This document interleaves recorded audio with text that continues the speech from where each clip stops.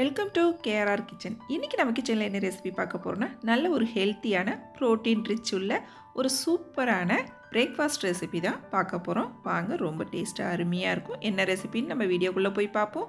அதுக்கு முன்னாடி நம்ம சேனலை இப்போ தான் ஃபஸ்ட் டைம் பார்க்குறீங்கன்னா சப்ஸ்கிரைப் பண்ணி வச்சுக்கோங்க. கூடவே பெல் சிம்பிள் ப்ரெஸ் பண்ணி ஆளுங்கிற ஆப்ஷனையும் ப்ரெஸ் பண்ணி வச்சுக்கோங்க. அப்போ தான் நான் போகிற வீடியோஸ் எல்லாம் உங்களுக்கு தொடர்ந்து நோட்டிஃபிகேஷனில் உடனே கிடச்சிக்கிட்டு இருக்கும். இப்போ வாங்க இந்த ரெசிபி எப்படி செய்கிறதுன்னு பார்ப்போம். அதுக்கு ஃபஸ்ட்டு ஒரு பவுல் எடுத்துக்கங்க. அதில் ஒரு 4 டேபிள் ஸ்பூன் அளவுக்கு ஓட்ஸ் சேர்த்துக்குங்க. அது கூடவே ஒரு 3 முட்டையை உடச்சி சேர்த்துக்குங்க.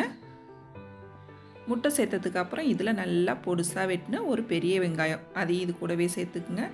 ஒரே ஒரு தக்காளி பழம் உள்ள விதையெல்லாம் எடுத்துட்டு நல்லா சின்னதாக வெட்டி வச்சுருக்கேன், அதையும் இதில் சேர்த்துக்கிறேன்.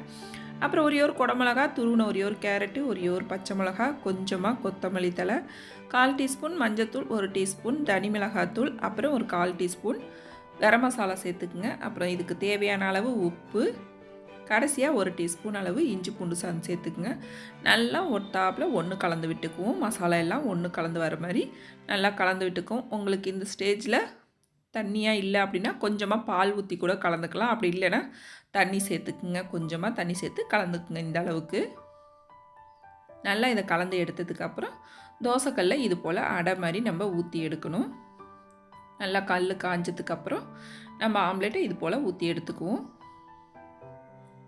ஒரு மூடி போட்டு ஒரு 3 நிமிஷத்துக்கு வேக வைங்க. நல்லா வெந்து வந்ததுக்கப்புறம் இதில் மேலாப்பில் கொஞ்சம் எண்ணெயை ஊற்றி திருப்பி போட்டு இன்னும் 2 நிமிஷத்துக்கு வேக வச்சு எடுத்தோம்னா போதும். நல்லா ஒரு ஹெல்த்தியான மார்னிங் பிரேக்ஃபாஸ்ட் ரெடி. இதுக்கு சைடிஷ்லாம் எதுவுமே தேவைப்படாது, அப்படியே சாப்பிட்லாம். டேஸ்ட் ரொம்பவே அருமையாக இருக்கும். இதில் ஒரு 2 சாப்பிட்டோம்னாலே போதும். நல்ல வயிறு ஃபில்லிங்காக இருக்கும். வெயிட் லாஸில் உள்ளவங்க, டயாபெட்டிக் பேஷண்ட்டு எல்லாருமே இதை எடுத்துக்கலாம். இப்போ இதே போல் மீதம் இருக்கிற எல்லா ஆம்லேட்டையும் போட்டு எடுத்துக்கிறேன். நான் இன்றைக்கி போட்ட அளவுகள் பார்த்திங்கன்னா நல்லா ஒரு 2லேருந்து 3 பேர் சாப்பிட்லாம். இந்த பிரேக்ஃபாஸ்ட் ரெசிபி ரொம்ப ஈஸியாக செஞ்சிடலாம், அதே சமயம் நல்ல ஹெல்த்தியானதும் கூட. நீங்கள் இந்த ஹெல்த்தியான அருமையான இந்த ரெசிபியை ட்ரை பண்ணி பாருங்கள். ட்ரை பண்ணி பார்த்துட்டு எப்படி இருக்குன்னு எனக்கு கமெண்ட் பண்ணுங்கள். என்னோட இந்த ரெசிபி பிடிச்சிருந்தா லைக் பண்ணுங்கள், ஷேர் பண்ணுங்கள். மறக்காமல் நம்ம கேஆர்ஆர் கிச்சனை சப்ஸ்கிரைப் பண்ணி வச்சுக்கோங்க. நாளைக்கு வேறொரு ரெசிபியோடு சந்திப்போம்.